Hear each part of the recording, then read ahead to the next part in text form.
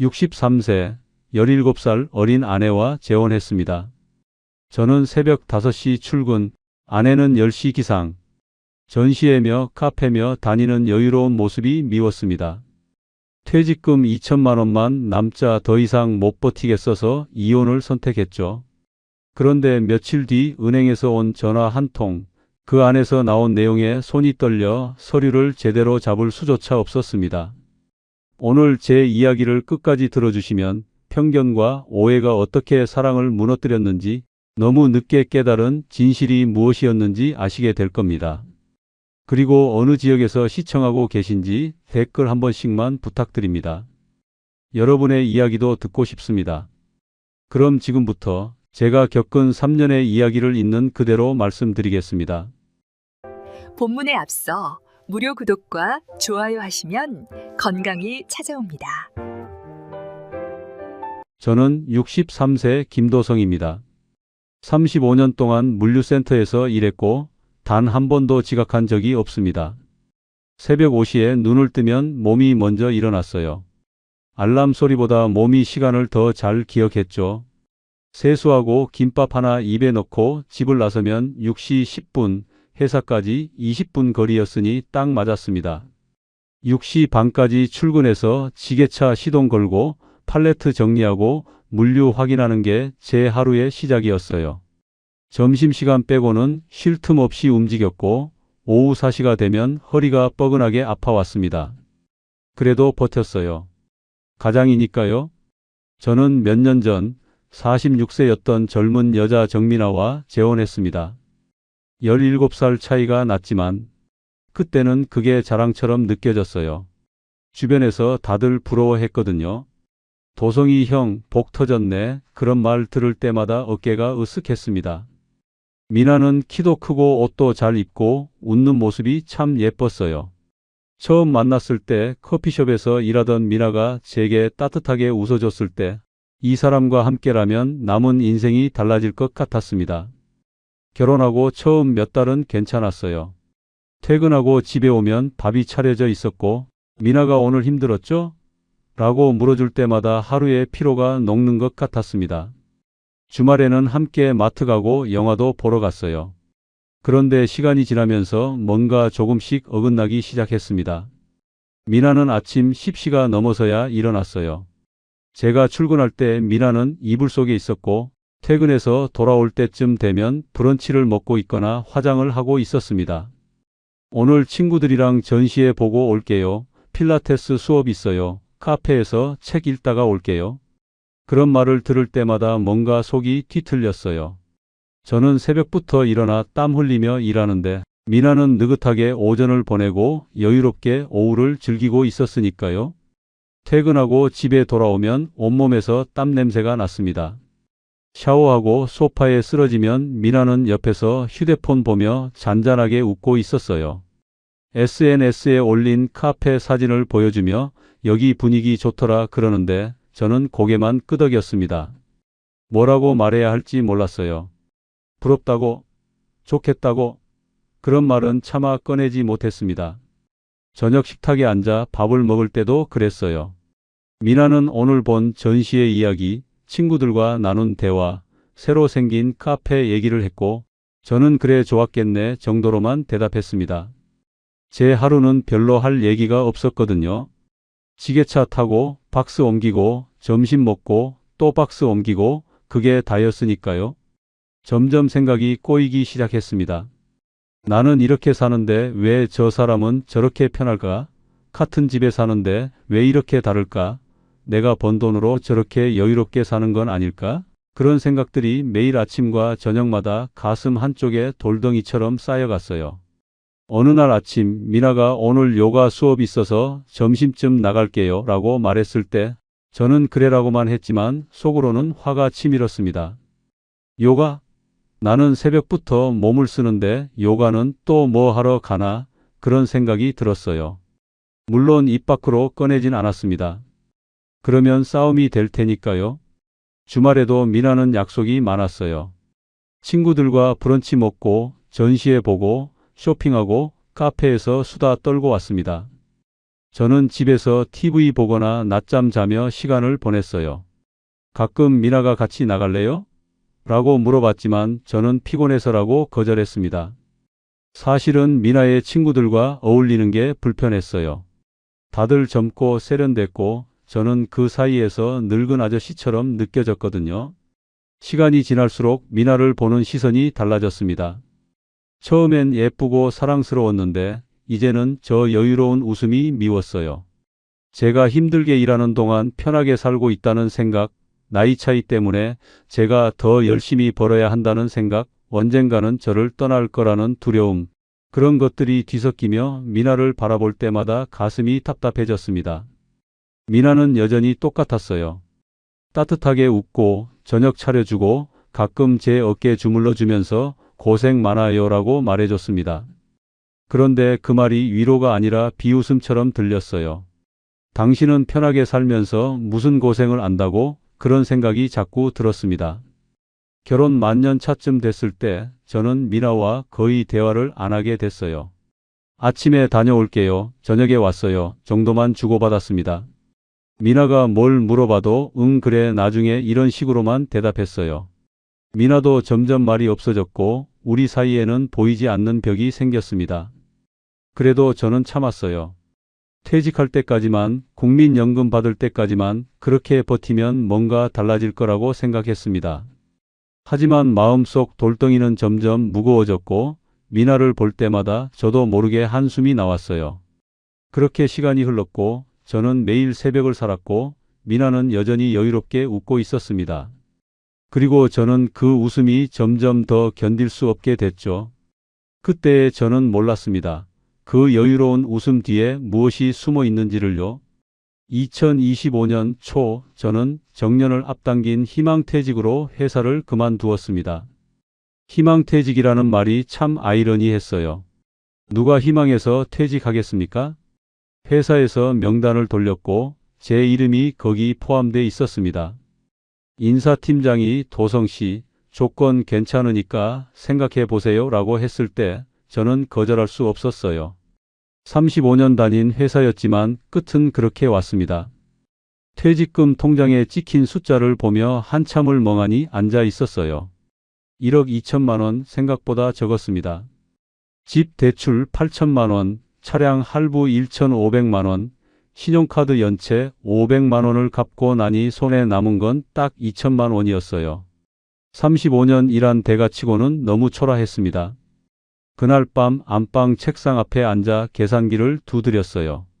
매달 관리비 30만 원, 공과금 20만 원, 보험료 25만 원, 식비 최소 50만 원, 휴대폰비에 인터넷비까지 합치면 한 달에 150만 원은 기본으로 나갑니다. 2천만 원으로는 1년 조금 넘게 버틸 수 있을까 말까였어요. 그 후에는 뭘 먹고 삽니까? 국민연금은 아직 2년이나 남았고 63세 노인을 어디서 써주겠습니까? 앞으로 5년을 어떻게 버틸지 생각하니 머리가 하얘졌습니다. 손끝이 차가워지고 등에서 식은땀이 났어요. 계산기 숫자를 지웠다가 다시 눌러봤지만 답은 똑같았습니다. 돈이 부족했어요. 거실에서 TV 소리가 들렸습니다. 미나가 소파에 앉아 웃고 있었어요. 무슨 예능 프로그램을 보는지 휴대폰으로 사진까지 찍고 있었습니다. 저는 문틈으로 그 모습을 보며 한숨이 나왔어요. 그날도 미나는 낮에 친구들과 전시회를 보고 왔다고 했습니다. 카페에서 찍은 사진들을 휴대폰으로 보여주며 여기 분위기 정말 좋더라고 말했어요. 음식 사진, 커피 사진, 친구들과 웃는 사진들이 SNS에 가득 올라가 있었습니다. 저는 그래라고만 했습니다. 다른 말이 안 나왔어요. 저는 통장을 보며 한숨을 쉬고 있었고 미나는 옆에서 휴대폰을 보며 잔잔하게 웃고 있었습니다. 같은 공간에 있지만 전혀 다른 세계에 사는 것 같았어요. 저는 내일을 걱정하는데 미나는 오늘을 즐기고 있었으니까요.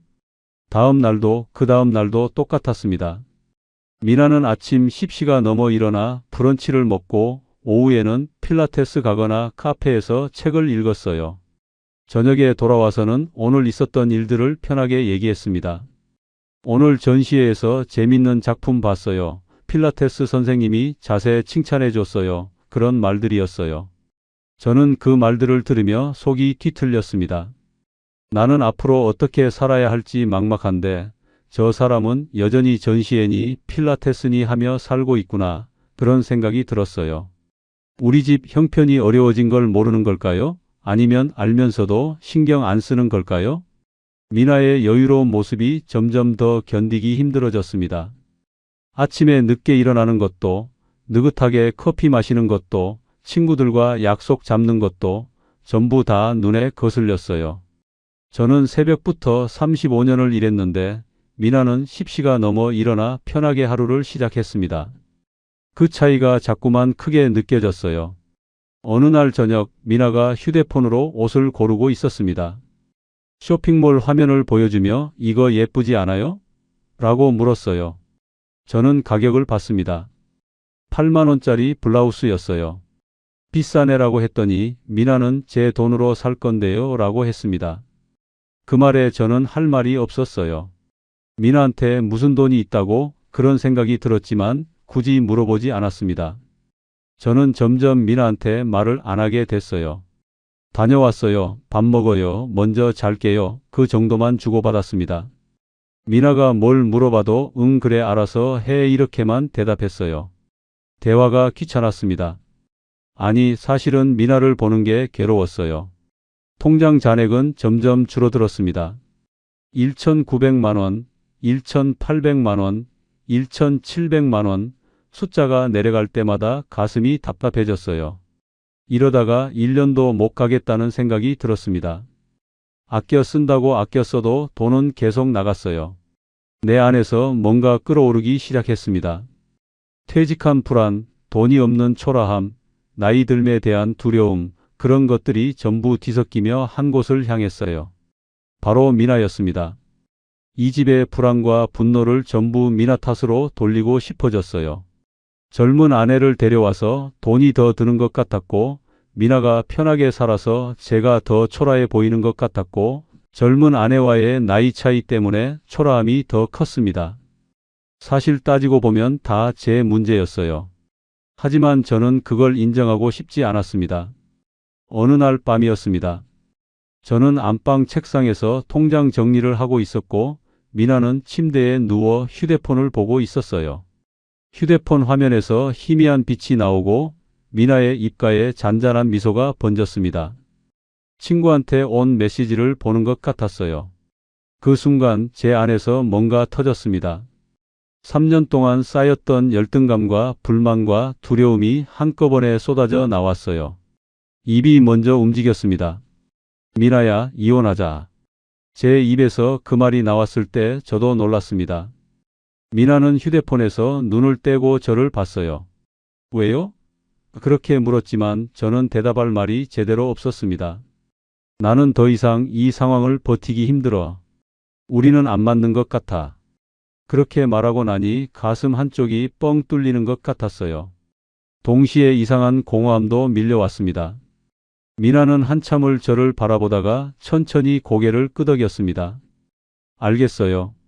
그 한마디뿐이었어요. 울지도 않았고 화내지도 않았습니다. 그냥 담담하게 받아들였어요. 그날 밤 우리는 같은 침대에 누워 있었지만 등을 돌리고 잤습니다. 며칠 뒤 구청으로 향하는 버스 안에서 저는 과연 무엇을 생각하고 있었을까요? 며칠 뒤 우리는 아무 말 없이 구청으로 향했습니다.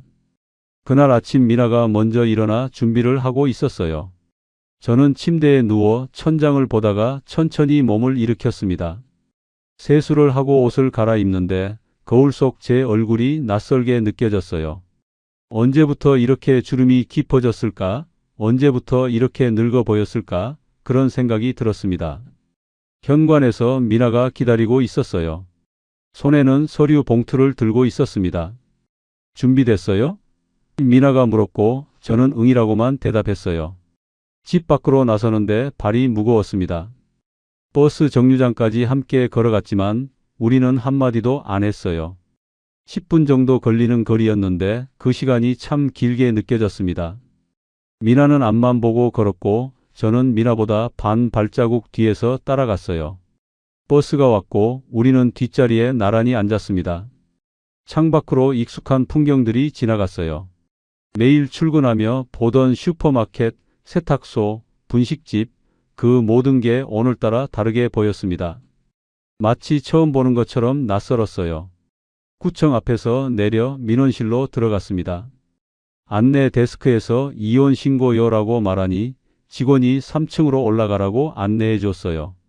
엘리베이터 안에서 미나와 저 딱 둘만 있었습니다. 층수 버튼 위에 숫자가 하나씩 올라가는 게 보였어요. 1층, 2층, 3층, 그리고 문이 열렸습니다. 복도를 따라 걸어가 가족관계 등록과 앞에 섰습니다. 미나가 먼저 들어갔고 저는 그 뒤를 따랐어요. 담당 공무원은 중년 여성이었습니다. 협의 이혼이시죠? 물었고 미나가 네라고 대답했어요.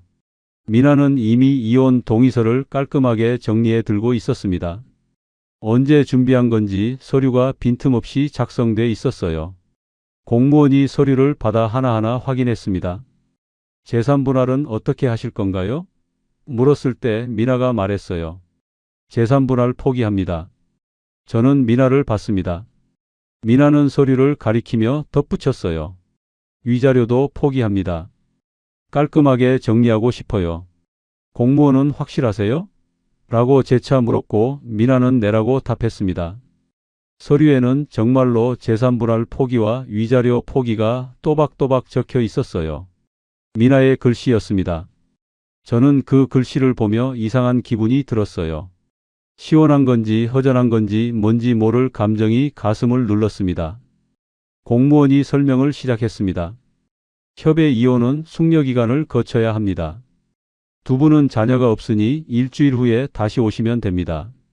그때 최종 확인하고 이혼 신고가 접수돼요. 일주일, 딱 일주일이었습니다. 공무원은 다음 주 같은 시간에 오라고 했고 우리는 고개만 끄덕였어요. 더 물어볼 것도 없었고 할 말도 없었습니다. 민원실을 나와 복도 대기 의자에 잠시 앉았습니다. 미나는 휴대폰을 꺼내 뭔가 확인하고 있었고 저는 그냥 앞을 보고 있었어요. 복도 저쪽에서 사람들 목소리가 들렸습니다. 고개를 돌리니 젊은 부부가 아기를 안고 서 있었어요.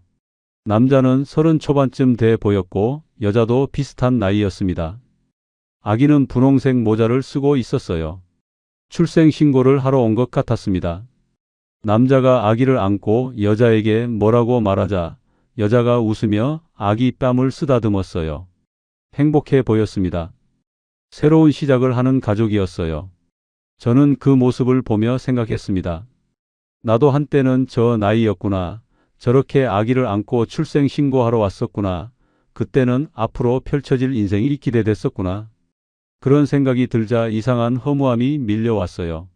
지금 저는 그 반대편에 서 있었습니다. 시작이 아니라 끝을 신고하러 온 사람이었어요. 새로운 생명이 아니라 관계의 죽음을 확인하러 온 거였습니다. 같은 건물, 같은 층에서 누군가는 시작하고 누군가는 끝나는 거였어요. 미나가 일어서며 말했습니다. 가요. 저도 따라 일어났어요. 엘리베이터를 타고 1층으로 내려와 구청 밖으로 나왔습니다. 하늘은 맑았고 날씨는 따뜻했어요. 좋은 날씨였습니다. 정류장에서 버스를 기다렸습니다. 미나는 휴대폰을 보고 있었고 저는 도로를 바라보고 있었어요.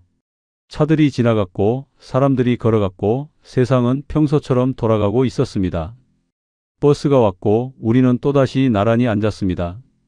올 때와 똑같은 자리였어요. 저는 창밖만 보고 미나는 휴대폰만 들여다보고 있었습니다. 돌아가는 길도 올 때처럼 조용했어요. 집 앞 정류장에서 내려 아파트로 들어갔습니다. 엘리베이터를 타고 12층에서 내렸어요. 복도를 걸어 우리 집 현관문 앞에 섰습니다. 저는 열쇠를 꺼내 문을 열었어요. 문이 열리는 순간 이상한 느낌이 들었습니다. 뭔가 달랐어요. 현관에서부터 느껴지는 공기가 달랐습니다. 신발을 벗고 안으로 들어갔어요. 거실이 텅 비어 보였습니다. 소파 옆에 있던 미나의 쿠션이 없었고 TV 옆에 놓여 있던 화장품들이 사라져 있었어요. 책장에 꽂혀 있던 미나의 책들도 전부 빠져 있었습니다. 침실로 들어갔습니다. 옷장 문을 열었어요. 미나의 옷들이 전부 사라져 있었습니다. 행거가 덩그러니 비어 있었고 서랍도 텅 비어 있었어요. 화장대 위에 있던 화장품, 향수, 액세서리, 가방, 모자, 그 모든 게 깔끔하게 치워져 있었습니다. 화장실로 갔습니다. 미나가 쓰던 샴푸도, 린스도, 바디워시도, 스킨케어 제품도 하나 남김없이 사라져 있었어요. 선반이 비어 있었고 제 물건들만 덩그러니 놓여 있었습니다. 다시 거실로 나왔습니다. 집은 마치 이사 나간 집처럼 허전했어요. 미나의 흔적이 완전히 지워져 있었습니다. 3년 동안 함께 살았던 사람의 흔적이 단 몇 시간 만에 사라진 거였어요. 소파에 앉았습니다. 조용했어요. 너무 조용했습니다. 냉장고 돌아가는 소리만 희미하게 들렸어요. 제 숨소리가 크게 느껴졌습니다. 창밖을 봤습니다. 해가 기울고 있었어요. 저녁이 오고 있었습니다. 저는 텅 빈 집 거실 소파에 앉아 생각했어요. 이제 정말로 혼자구나. 그런데 왜 이렇게 허전할까요? 미나가 떠난 첫날 밤 혼자 있는 집은 낯설 만큼 조용했습니다. 저녁 7시쯤 배가 고팠어요. 냉장고를 열었습니다. 반찬통 몇 개가 놓여 있었지만 언제 만든 건지 기억이 안 났어요. 시금치나물과 멸치볶음이 있었습니다. 밥을 해야 했는데 쌀을 씻어 밥솥에 넣고 물을 부었어요. 얼마나 부어야 하는지 몰라서 대충감으로 했습니다.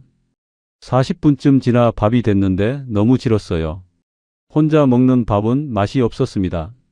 소파에 앉아 TV를 보며 먹었는데 뭘 먹는지도 모르겠고 TV에서 뭐가 나오는지도 모르겠더라고요. 설거지를 해야 했어요. 싱크대에 그릇을 쌓아놓고 수세미에 세제를 묻혀 닦았는데 생각보다 시간이 오래 걸렸습니다. 다음 날은 세탁을 해야 했어요.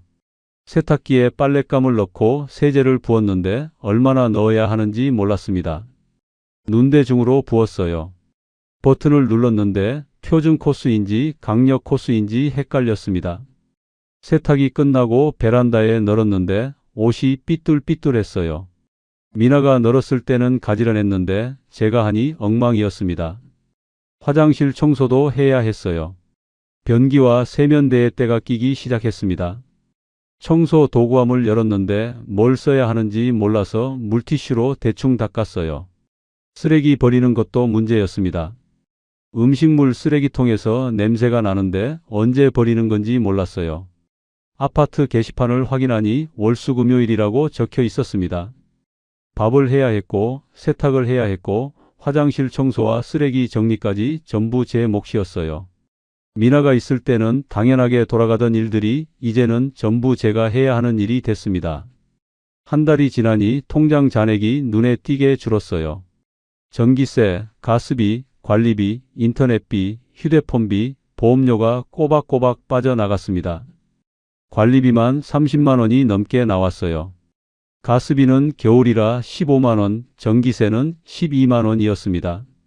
보험료는 25만 원, 인터넷과 휴대폰비 합쳐서 8만 원, 다 합치면 90만 원이 훌쩍 넘었습니다. 여기에 생활비가 들었어요. 요리를 할 줄 몰라서 편의점 도시락을 자주 샀습니다. 한 끼에 5천 원에서 6천 원 정도 했어요. 하루 3끼 먹으면 1만 5천 원에서 2만 원쯤 들었습니다. 가끔 컵라면으로 때우기도 했지만 그것도 돈이었어요. 한 달 생활비를 계산해 보니 40만 원이 넘게 나갔습니다. 편의점 도시락 값이 25만 원, 라면이랑 과자 같은 간식이 7만 원, 휴지나 세제 같은 생필품이 8만 원쯤 됐어요. 고정비 90만 원에 생활비 40만 원 합치면 130만 원이 한 달에 나간 거였습니다. 통장을 보며 한숨이 나왔어요. 2천만 원으로 시작했는데 한 달 만에 1,870만 원으로 줄었습니다. 이러다가 2년도 못 갈 것 같았어요. 생각보다 통장은 빠르게 줄어들었습니다. 편의점 도시락만 먹다 보니 속이 안 좋아졌어요. 밥을 해 먹으려고 해도 귀찮았고 반찬을 만들 줄도 몰랐습니다. 계란 프라이 하나 하는 것도 어려웠어요. 기름을 두르고 계란을 깼는데 노른자가 터지고 흰자가 사방으로 퍼졌습니다.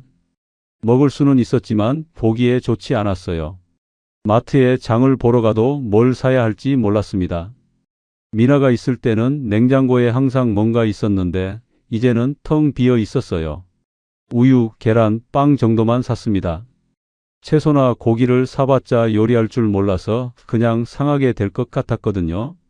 어느 날 감기가 심하게 왔습니다. 아침에 일어났는데 머리가 무겁고 목이 칼칼했어요. 열도 나는 것 같았습니다. 약국에 가서 감기약을 사 먹었는데 나아지지 않았어요. 하루 종일 침대에 누워 있었습니다. 물을 마시고 싶었는데 부엌까지 가기가 힘들었어요. 겨우 일어나 물을 한 컵 따라 침대로 돌아왔습니다. 약을 먹고 이불을 뒤집어 쓰고 누워 있었어요. 저녁 때쯤 되니 더 심해졌습니다. 온몸이 으슬으슬 춥고 열이 더 올랐어요. 물 한 잔 떠다 줄 사람도 없었고 죽이라도 끓여줄 사람도 없었습니다. 그냥 이불 속에 웅크리고 누워 있을 뿐이었어요. 다음 날도 비슷했습니다. 약을 먹고 물 마시고 자는 게 전부였어요. 이틀 동안 제대로 된 식사를 못했습니다. 냉장고에 있는 우유 한 팩 마시고 과자 몇 개 먹고 그렇게 버텼어요. 사흘째 되니까 조금 나아졌습니다. 겨우 일어나 라면을 끓여 먹었어요. 그때 문득 깨달았습니다. 누군가와 함께 산다는 게 돈의 문제가 아니라는 걸요. 손과 시간과 마음이 함께 들어가는 일이었어요. 아플 때 물 한 잔 떠다 주는 손, 밥 챙겨주는 시간, 걱정해주는 마음, 그런 것들이 함께 사는 거였습니다. 미나가 있을 때는 당연하게 느껴졌던 것들이 이제는 전부 제 몫이 됐어요. 밥 짓고 설거지하고 빨래하고 청소하고 쓰레기 버리고 장 보고 그 모든 게 혼자 감당해야 하는 일이었습니다. 생각보다 힘들었고 생각보다 외로웠어요. 그래도 저는 스스로를 위로했습니다. 젊은 사람은 원래 가볍고 자기 삶만 챙기는 거라고, 미나는 제대로 된 배우자가 아니었다고, 내가 잘못 선택한 거라고 말했어요. 그렇게라도 생각해야 마음이 조금 편했으니까요. 미나를 탓하는 게 저를 위로하는 방법이었습니다. 혼자 사는 게 이렇게 힘든 줄 몰랐어요. 돈도 생각보다 빨리 줄었고 집안일도 생각보다 많았습니다. 하지만 이제 와서 후회해봤자 소용없었어요. 이미 미나는 떠났고 저는 혼자였으니까요. 한 달 반쯤 지났을 때였습니다. 통장 잔액은 1,700만 원대로 떨어져 있었어요. 이대로 가면 1년 반이면 바닥날 것 같았습니다. 국민연금까지는 아직 시간이 남았고 어떻게든 일을 구해야 할 것 같았어요. 그때 모르는 번호로 전화 한 통이 걸려왔습니다. 어느 날 오후 모르는 번호로 전화가 걸려왔습니다. 저는 소파에 앉아 TV를 보고 있었어요. 휴대폰이 울렸는데 발신번호가 낯설었습니다. 2로 시작하는 서울 지역 번호였어요. 요즘 스팸 전화가 많아서 받기 싫었지만 혹시 몰라서 받았습니다. 여보세요, 김도성 고객님 맞으시죠? 여자 목소리였어요. 또박또박하고 정중한 말투였습니다. 네, 그런데요. 은행 자산관리팀입니다. 고객님 관련해서 중요한 서류가 도착했는데요. 한번 방문해 주실 수 있으실까요? 전 부인 관련 서류라고 했어요. 무슨 서류인지 물어봤더니 전화로는 설명하기 어렵다고 했습니다. 직접 와서 확인해 달라고만 했어요. 중요한 서류라고 몇 번이나 강조했습니다. 대수롭지 않게 생각했어요. 아마 이혼 관련해서 정리할 게 있나 보다, 그 정도로만 생각했습니다. 언제 가면 되나요? 내일 오전에 오시면 됩니다. 2층 자산관리팀으로 오세요. 다음 날 아침 은행으로 갔습니다. 집에서 버스로 30분 정도 거리에 있는 지점이었어요. 2층으로 올라가니 자산관리팀이라고 적힌 문이 보였습니다. 안으로 들어갔어요. 직원이 저를 상담실로 안내했습니다. 작은 방이었어요. 책상과 의자 그리고 서류 캐비닛이 있었습니다. 잠시만 기다려 주세요. 직원이 나갔다가 두꺼운 봉투 하나를 들고 들어왔어요. 봉투를 제 앞에 놓으며 말했습니다. 정민아 고객님께서 남기고 가신 서류입니다. 고객님께 전달해 달라고 하셨어요. 저는 봉투를 바라봤습니다. A사 크기의 큰 봉투였어요. 제법 두꺼웠습니다. 열어봐도 되나요? 네, 고객님께 드리는 거니까요. 봉투를 뜯었습니다. 안에 서류가 가득 들어 있었어요. 첫 장을 꺼냈습니다. 등기부등본이었어요. 미나 명의로 된 부동산 등기부등본이었습니다. 주소를 보니 서울 강서구 오피스텔이었어요. 전용 면적 42제곱미터 미나 소유였습니다. 다음 장도 등기부등본이었어요. 이번엔 마포구 오피스텔이었습니다. 그 다음 장도 전부 등기부등본이었어요. 오피스텔 4채가 전부 미나 명의였습니다. 강서구 1채, 마포구 1채, 영등포구 2채였어요. 평수는 비슷했습니다. 40제곱미터에서 50제곱미터 사이였어요. 취득일자를 보니 전부 결혼 전이었습니다. 미나가 혼자 살 때 산 거였어요. 다음 서류는 상가 등기부등본이었습니다. 구로구 상가 1층, 면적 30제곱미터, 미나 소유였어요. 또 한 장, 관악구 상가 1층, 면적 25제곱미터, 역시 미나 명의였습니다. 상가 두 곳도 결혼 전에 취득한 거였어요. 손이 떨렸습니다. 서류를 제대로 잡을 수가 없었어요. 다음 장을 넘겼습니다. 월세 계약서 사본들이었어요. 오피스텔 4채 전부 임대 중이었습니다. 월세가 각각 70만 원에서 90만 원 사이였어요. 계산을 해봤습니다. 오피스텔 월세만 320만 원 정도 나왔어요. 상가 임대료는 각각 월 200만 원, 150만 원이었습니다. 상가 두 곳 합치면 350만 원이었어요. 오피스텔이랑 상가 합치면 월세 수익만 한 달에 670만 원이었습니다. 아니, 잠깐 제가 잘못 본 건가 싶어서 다시 확인했어요. 숫자를 하나하나 다시 읽었습니다.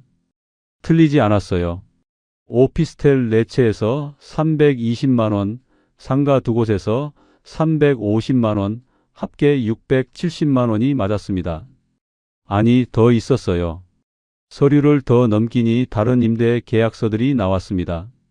주차장 월세, 옥탑방 월세, 소형 창고 월세까지 있었어요. 전부 합치니 월 수익이 1,700만 원이 넘었습니다. 저는 서류를 내려놓고 한참을 멍하니 앉아 있었어요. 미나가 매달 1,700만 원을 받고 있었다니 믿기지 않았습니다. 저는 물류센터에서 35년 일하며 월급 300만 원 받았는데 미나는 가만히 앉아서 1,700만 원을 받고 있었던 거였어요. 다음 장을 넘겼습니다. 이번엔 사업자 등록증이었어요. 온라인 쇼핑몰 사업자 등록증이었습니다. 상호는 미나스토어, 대표자 정미나, 업종은 통신판 매업이었어요. 사업자 등록 날짜를 보니 결혼하기 2년 전이었습니다. 다음은 온라인몰 매출 내역이었어요. 월별로 정리돼 있었습니다. 결혼 전에는 월 매출이 400만 원 정도였는데 점점 올라가고 있었어요. 결혼 첫 해에는 500만 원대, 2년 차에는 700만 원대, 최근에는 900만 원까지 올라가 있었습니다. 순수익률이 적혀 있었어요. 평균 35%였습니다. 월 매출 900만 원이면 순수익이 315만 원 정도 나온다는 거였어요. 미나는 온라인몰로도 매달 300만 원 넘게 벌고 있었던 겁니다. 부동산 임대 수익 1,700만 원에 온라인몰 수익 300만 원, 합치면 한 달에 2천만 원이 넘었어요. 저는 평생 월급 300만 원 받으며 살았는데 미나는 혼자서 2천만 원씩 벌고 있었던 겁니다. 숨이 막혔습니다. 가슴이 답답해서 숨을 크게 들이쉬었어요. 은행 직원이 물 한 잔을 가져다 줬습니다. 괜찮으세요? 네, 괜찮습니다. 물을 마시고 다시 서류를 봤어요. 마지막 장이 남아 있었습니다. 통장 사본이었어요. 제 이름으로 된 통장이었습니다. 은행 이름을 보니 제가 모르는 은행이었어요. 제가 개설한 적 없는 통장이었습니다. 거래 내역을 봤어요. 3년 전부터 입금 기록이 있었습니다. 매달 40만 원씩 입금돼 있었어요. 입금자는 정민아였습니다. 처음에는 40만 원씩 들어왔는데 1년 뒤부터는 50만 원으로 늘었어요. 2년 차부터는 60만 원씩 입금됐습니다. 3년 동안 꾸준히 입금된 금액을 합치면 얼마나 될까요? 계산해 봤습니다.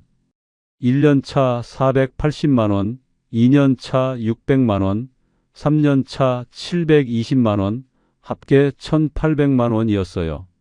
아니, 이자도 붙었더라고요. 정기적금이었습니다. 이자 포함하면 1억 5천만 원이 넘게 적혀 있었습니다. 통장을 보며 손이 떨렸어요. 서류를 제대로 잡을 수가 없었습니다. 1억 5천만 원, 제 명의 통장에 1억 5천만 원이 들어 있었어요. 미나가 3년 동안 매달 제 명의로 저금해온 돈이었습니다. 이게 뭡니까? 은행 직원에게 물었어요. 정민아 고객님께서 김도성 고객님 명의로 개설하신 노후 적금 통장입니다. 3년 동안 자동이체로 입금하셨어요. 만기일이 2년 후인데 고객님께서 중도 해지하셔도 된다고 하셨습니다. 저는 아무 말도 못했습니다. 그냥 서류만 바라보고 앉아 있었어요. 미나가 전시회 다니고 카페 가고 필라테스 하고 친구들 만나는 동안 저는 미나를 원망하고 있었습니다. 놀고 먹는다고, 편하게 산다고, 제 돈으로 산다고 생각했어요. 그런데 미나는 놀고 먹는 게 아니었어요. 자기 힘으로 돈을 벌고 있었고, 부동산 임대업도 하고 있었고, 온라인 쇼핑몰도 운영하고 있었습니다. 그러면서도 제 노후까지 조용히 준비해주고 있었던 거예요. 3년 동안 매달 40만 원에서 60만 원씩 한 번도 빠짐없이 제 명의로 저금해 준 거였습니다. 제가 모르게요. 제가 전혀 몰랐던 사이에 미나는 제 노후를 챙기고 있었어요. 눈물이 났습니다. 서류를 보는데 글자가 흐려졌어요. 눈물을 닦았습니다. 은행 직원 앞에서 우는 게 창피했지만 참을 수가 없었어요. 고객님, 괜찮으세요? 직원이 티슈를 건네줬습니다. 네, 괜찮습니다. 잠시만요. 티슈로 눈을 닦았어요. 코를 풀었습니다. 심호흡을 몇 번 했어요. 이 서류들 제가 가져가도 되나요? 네, 고객님께 드리는 겁니다. 통장도 여기 있어요. 직원이 통장을 꺼내 건네줬습니다. 제 이름이 적힌 통장이었어요. 잔액란에 1억 5,247만 원이라고 찍혀 있었습니다. 미나는 제가 생각했던 그런 사람이 아니었는데 저는 도대체 무엇을 본 걸까요? 은행에서 나와 집으로 돌아오는 길, 저는 서류 봉투를 가슴에 꼭 안고 있었습니다. 버스에 앉아 창밖을 보는데 아무것도 보이지 않았어요. 눈앞에는 풍경이 지나가고 있었지만 머릿속은 온통 미나 생각뿐이었습니다. 3년 동안 제가 본 미나는 도대체 누구였을까? 왜 저는 아무것도 몰랐을까? 그런 생각들이 계속 맴돌았어요. 집에 도착해 소파에 앉았습니다. 봉투를 무릎 위에 놓고 한참을 그대로 있었어요. 서류를 다시 꺼내 하나하나 천천히 봤습니다. 오피스텔 4채, 상가 2곳, 온라인 쇼핑몰, 그리고 제 명의 노후 적금 통장까지요. 그제야 알았습니다. 미나는 제가 생각했던 것처럼 놀고 먹는 젊은 여자가 아니었다는 걸요. 미나가 아침 10시에 일어난 건 전날 밤 늦게까지 온라인몰 주문을 처리했기 때문이었을 겁니다. 브런치를 먹고 카페에 간 건 노트북으로 재고 관리하고 거래처와 연락하기 위해서였을 거예요. 전시회를 보러 다닌 건 온라인몰에 올릴 상품 아이디어를 얻기 위해서였을 수도 있고요. 필라테스와 친구 만남은 그렇게 바쁜 일상 속에서 자기 자신을 챙기는 시간이었을 겁니다. 미나는 자기 힘으로 삶을 꾸리고 있었어요. 결혼 전부터 부동산을 사 모았고 임대 사업을 하고 있었고 온라인 쇼핑몰도 운영하고 있었습니다. 혼자서도 충분히 잘 살 수 있는 사람이었어요. 그런데 왜 저와 결혼했을까요? 17살이나 많은 물류센터에서 일하는 평범한 남자와 아마도 미나는 저를 좋아했던 것 같아요. 나이나 돈이 아니라 그냥 저라는 사람을 좋아했던 거겠죠. 처음 만났을 때 커피숍에서 따뜻하게 웃어주던 그 미소가 진심이었던 거예요. 결혼하고 나서도 오늘 힘들었죠? 라고 물어주고 어깨 주물러주고 저녁 차려주던 그 모든 게 사랑이었던 겁니다. 그 와중에 제 노후까지 조용히 준비해온 사람이었어요. 3년 동안 한 달도 빠짐없이 40만 원, 50만 원, 60만 원씩 제 명의로 저금해 줬습니다. 제가 모르게요. 제가 전혀 눈치채지 못하게 아무 말 없이 해준 거였어요. 제가 못 본 것은 미나의 여유가 아니었습니다. 제 안의 두려움과 열등감, 그리고 나이 차이를 향한 편견이었어요. 저는 나이 든 제 자신이 두려웠습니다. 63세라는 나이가 무서웠고, 퇴직이 무서웠고, 앞으로 늙어갈 제 모습이 무서웠어요. 젊은 아내 옆에 서 있는 늙은 남편, 그 모습이 창피했습니다. 미나의 친구들 사이에서 어울리지 못하는 제 자신이 초라했어요. 퇴직하고 나니 그 두려움이 더 커졌습니다. 돈이 없어지니까 더 불안했고 할 일이 없어지니까 더 초라했어요. 그 불안과 초라함을 감당할 수 없어서 저는 전부 미나 탓으로 돌렸습니다. 젊은 아내를 데려와서 돈이 더 든다고 생각했어요. 미나가 편하게 살아서 제가 더 비참해 보인다고 생각했고요. 30살 차이가 나서 제가 더 열심히 벌어야 한다고 생각했습니다. 사실 다 제 문제였는데 저는 그걸 인정하고 싶지 않았어요. 퇴직과 나이 듦에 대한 불안이 전부 미나를 향한 미움으로 뒤틀려 있었고 저는 그걸 끝까지 알아차리지 못했습니다. 아니, 알아차리려고 하지 않았어요. 미나를 미워하는 게 제 불안을 덜어주는 방법이었으니까요. 미나의 여유로운 웃음이 미웠던 건 사실 제가 웃지 못해서였어요. 미나가 전시회 다니는 게 거슬렸던 건 제가 갈 곳이 없어서였고요. 미나가 친구들 만나는 게 싫었던 건 저는 만날 사람이 없어서였습니다. 전부 제 부족함이었는데 저는 그걸 미나 탓으로 돌렸어요. 소파에서 일어나 안방으로 갔습니다. 옷장을 열었어요. 미나가 입던 옷들이 사라진 빈 행거가 보였습니다. 화장대도 텅 비어 있었어요. 미나의 향수 냄새만 희미하게 남아 있었습니다. 책상 서랍을 열어봤습니다. 미나가 쓰던 노트가 하나 남아 있었어요. 펼쳐보니 온라인몰 관련 메모들이 적혀 있었습니다. 상품 아이디어, 거래처 연락처, 월별 매출 목표, 그런 것들이었어요. 미나는 정말 열심히 일하고 있었구나, 그런 생각이 들었습니다. 노트 마지막 장에 다른 메모가 있었어요. 도성시 노후 적금 마이너스 매달 60만 원, 2년 후 만기, 목표 2억이라고 적혀 있었습니다. 미나는 2억을 목표로 하고 있었던 거예요. 제 노후를 위해서요. 눈물이 또 났습니다. 노트를 가슴에 안고 침대에 앉았어요. 한참을 울었습니다. 아무도 없는 집에서 혼자 소리 내서 울었어요. 거실로 나와 휴대폰을 집어들었습니다. 미나의 번호를 찾았어요. 통화 버튼 위에 손가락을 올렸습니다. 누르려고 했는데 누를 수가 없었어요. 뭐라고 말해야 할까요? 미안했다고, 고마웠다고, 몰라줘서 미안했다고, 그런 말들로 3년 동안 쌓였던 오해와 상처를 풀 수 있을까요? 이혼하자고 먼저 말한 사람이 저였는데 이제 와서 미안하다고 하면 미나는 뭐라고 할까요? 휴대폰 화면만 멍하니 바라보았습니다. 미나의 이름을 보며 생각했어요. 이제 와서 연락하는 게 맞을까? 아니면 그냥 이대로 두는 게 맞을까? 미나에게는 저 없이 사는 게 더 나을까요? 통화 버튼을 누르지 못하고 휴대폰을 내려놨습니다. 이제 와서 미안했다, 고마웠다, 몰라줘서 미안했다는 말을 꺼내기에는 너무 늦은 것 같았어요. 이미 이혼 서류에 도장 찍었고 미나는 집을 나갔고 일주일 후면 완전히 남남이 될 거였으니까요. 창밖을 봤습니다. 해가 지고 있었어요. 저녁 노을이 붉게 물들어 있었습니다. 예쁜 노을이었어요. 미나가 좋아할 것 같은 노을이었습니다. 미나는 이런 노을 보면 휴대폰으로 사진 찍어서 SNS에 올렸었죠. 소파에 앉았습니다. 텅 빈 집 거실 한가운데 혼자 앉아 있으니 적막했어요. 냉장고 소리만 웅웅거리고 있었습니다. 시계 초침 소리가 똑딱똑딱 들렸어요.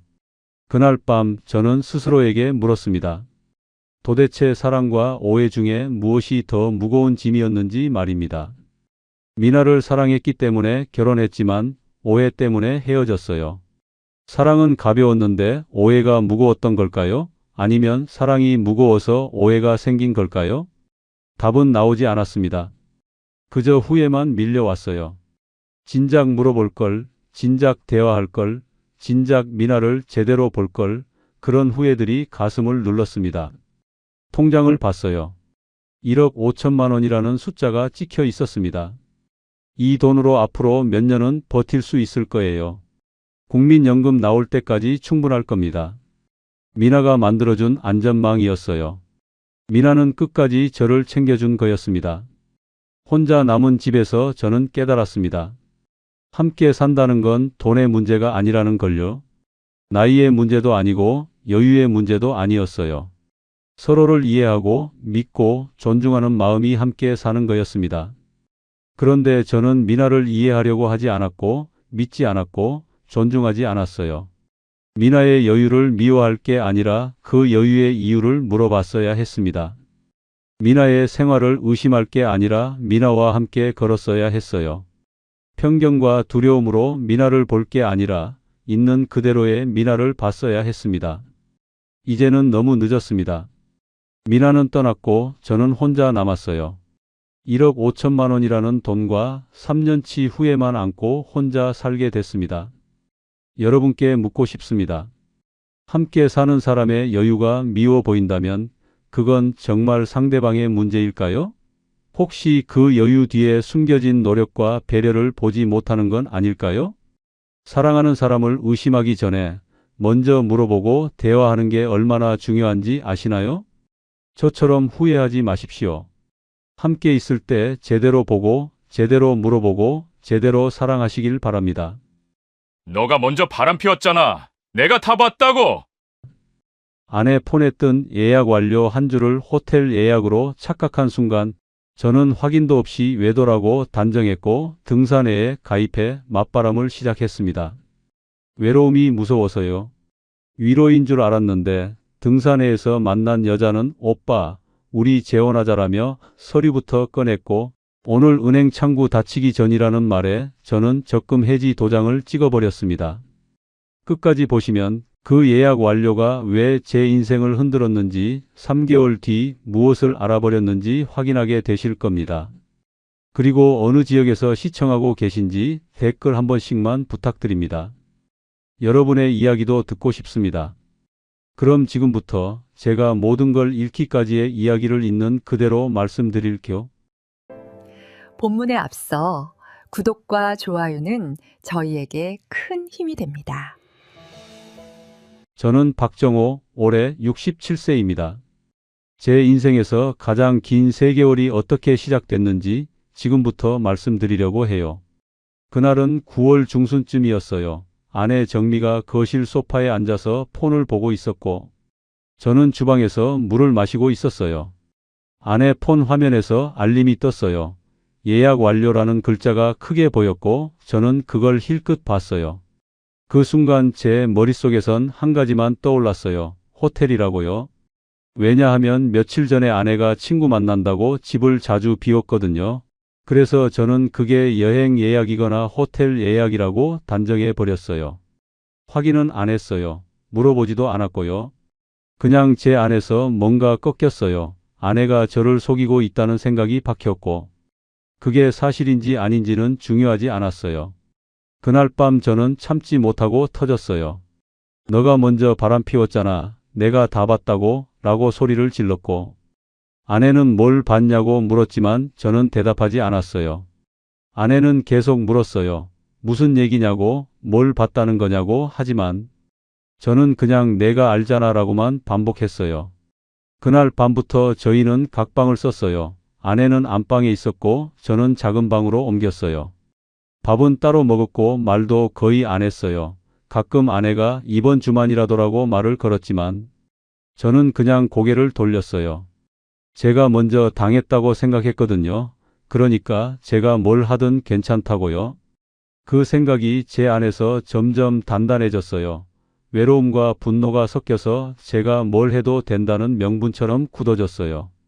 그러던 어느 날 저는 동네 등산의 모집 공고를 봤어요. 평소라면 그냥 지나쳤을 텐데 그날은 달랐어요. 집에 있기 싫었고 아내 얼굴을 마주하기도 싫었어요.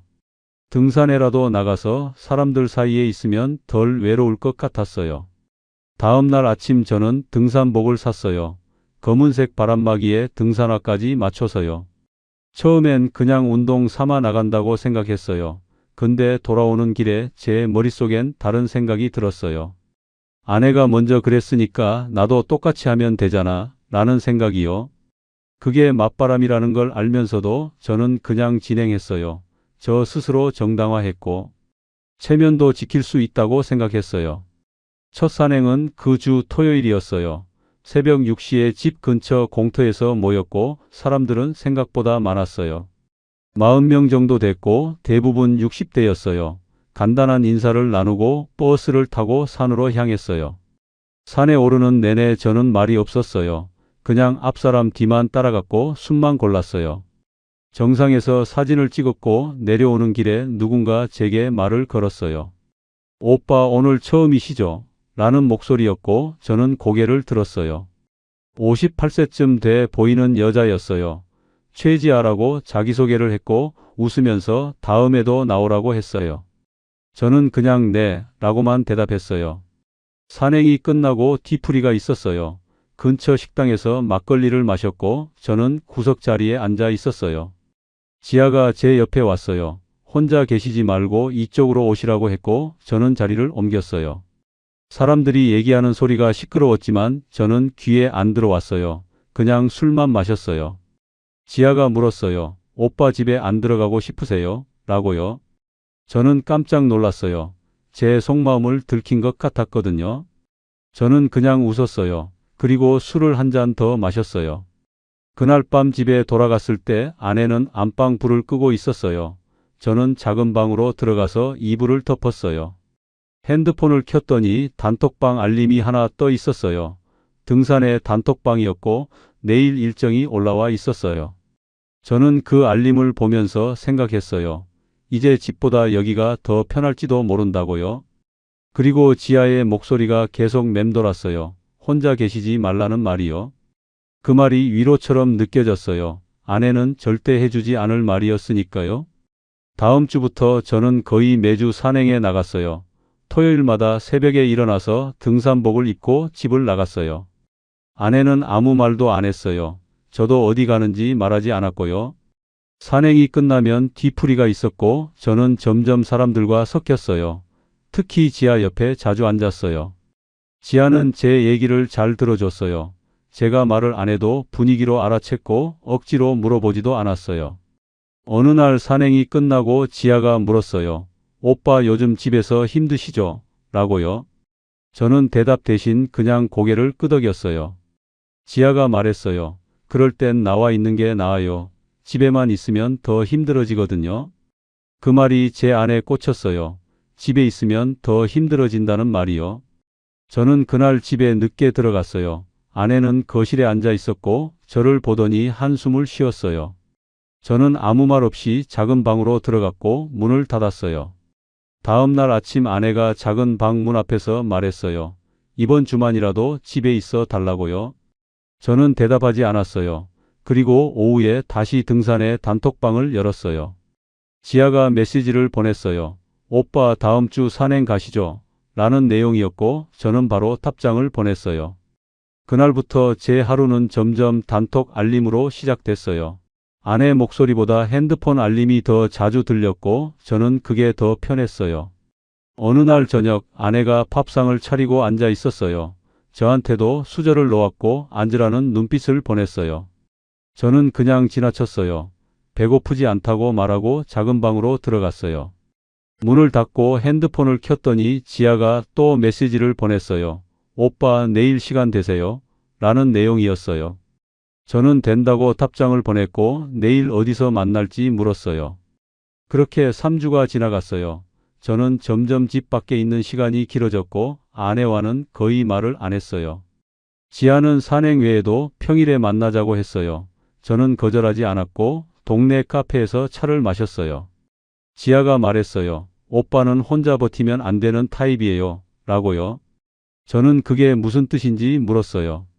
지아가 웃으면서 말했어요. 사람이 필요하다는 뜻이에요. 그리고 저도 그래요. 그 말을 듣는 순간 저는 뭔가 빠져드는 기분이 들었어요. 외로움이 무서웠고. 지아가 그걸 채워줄 수 있을 것 같았어요. 그날 밤 집에 돌아왔을 때 아내는 안방 문을 닫고 있었어요. 저는 작은 방으로 들어가면서 생각했어요. 이제 돌이킬 수 없을지도 모른다고. 하지만 제가 먼저 당했으니까 괜찮다고요. 다음 날 아침 아내가 병원 예약 문자를 받았어요. 핸드폰 알림 소리가 들렸고 저는 그 소리를 들으면서 다시 떠올렸어요. 그 예약 완료를 말이에요. 제가 처음 봤던 그 알림을요. 근데 이상했어요. 아내는 그 뒤로 집을 더 자주 비웠지만 저는 확인하지 않았어요. 확인하면 제가 틀렸을까봐 두려웠던 것 같아요. 그래서 그냥 믿고 싶은 것만 믿었어요. 그 믿음이 제가 지아를 만나는 명분이 됐고 저는 그 명분에 기대서 3개월을 보냈어요. 그 3개월이 어떻게 흘러갔는지 다음 이야기에서 계속 말씀드릴게요. 그런데 한 가지 여쭤보고 싶은 게 있어요. 여러분은 확인하지 않고 믿어버린 적이 있으신가요? 저는 9월 말부터 거의 매주 등산회에 나갔어요. 토요일 산행은 기본이었고 평일에도 지아를 만났어요. 지아는 제 외로움을 정확히 알았어요. 말하지 않아도 눈빛만으로 알아챘고 그걸 채우는 방법도 알고 있었어요. 처음엔 그냥 차를 마시는 정도였어요. 동네 카페에서 일시간쯤 앉아 있다가 헤어졌어요. 하지만 점점 시간이 길어졌어요. 차 마시고 산책하고 저녁까지 먹었어요. 지아는 항상 제 얘기를 먼저 물었어요. 오빠 요즘 어때요? 집에선 좀 나아졌어요. 라고요. 저는 대답 대신 그냥 한숨을 쉬었고 지아는 그 한숨을 이해한다는 듯 고개를 끄덕였어요. 어느 날 지아가 말했어요. 오빠 혼자 버티지 마세요. 사람이 필요하면 언제든 연락하세요. 그 말이 제 안에 박혔어요. 혼자 버티지 말라는 말이요. 저는 그날부터 지아에게 자주 연락했어요. 심심하면 문자를 보냈고 지아는 항상 빠르게 답장을 보냈어요. 집에서는 아내와 거의 말을 안 했어요. 밥도 따로 먹었고 가끔 마주쳐도 인사만 했어요. 아내가 가끔 물었어요.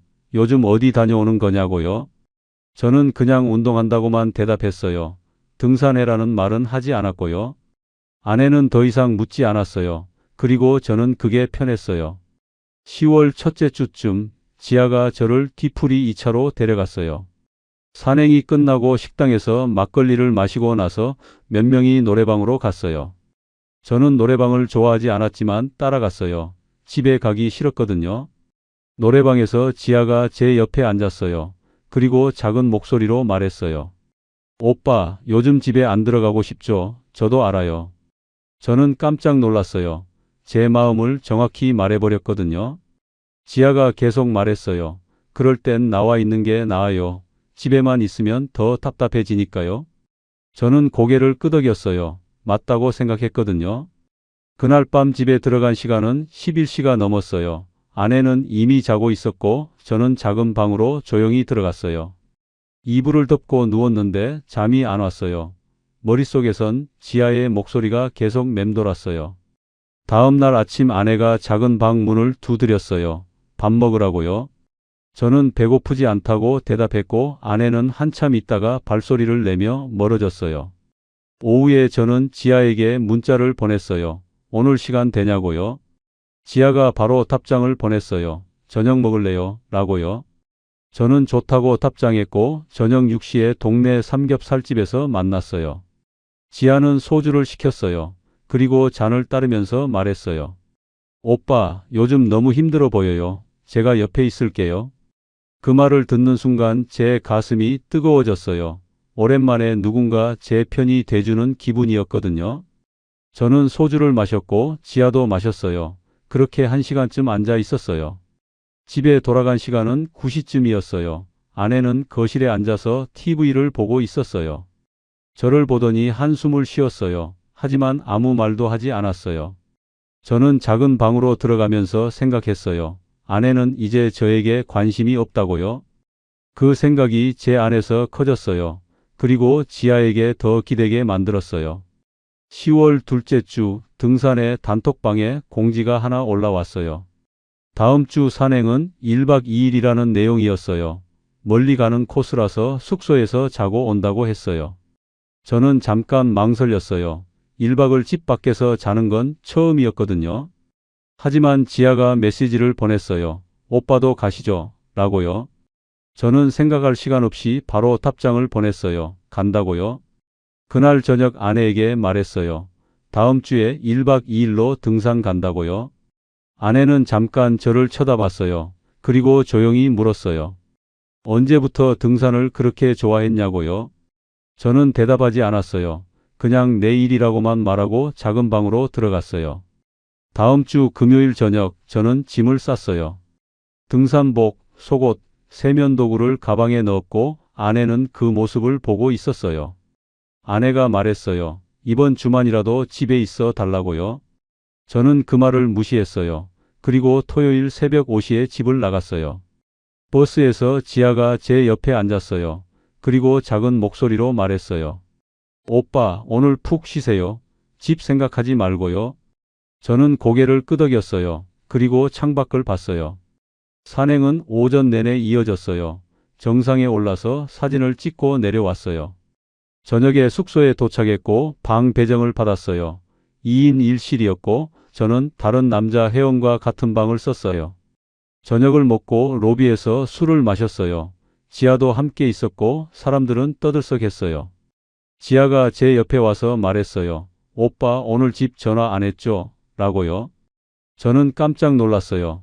정말로 아내에게 연락하지 않았거든요.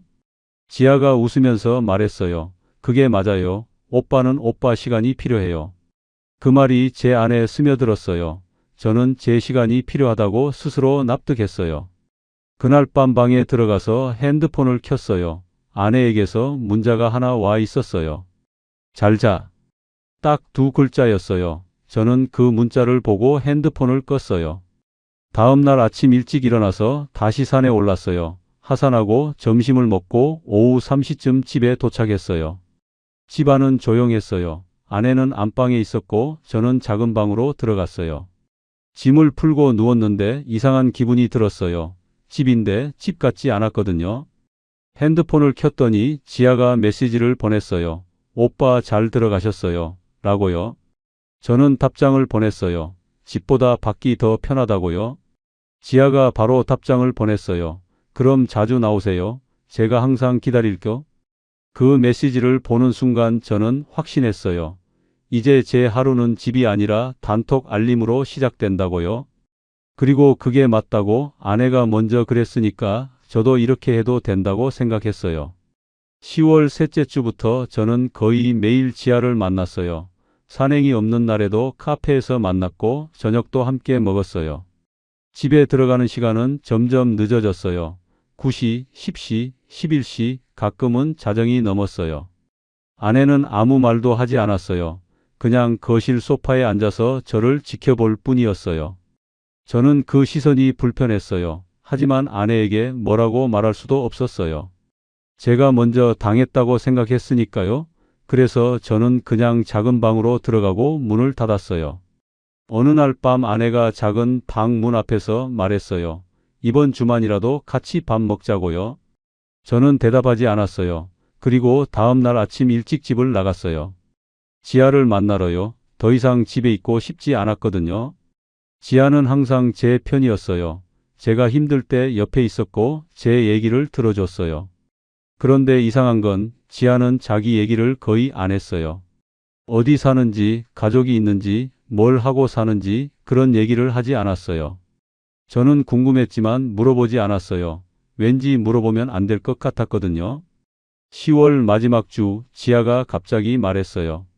오빠, 저 요즘 혼자 사는 게 외로워요. 라고요. 저는 깜짝 놀랐어요. 지아가 자기 얘기를 처음 꺼냈거든요. 지아가 계속 말했어요. 이혼하고 5년 됐는데 아직도 적응이 안 돼요.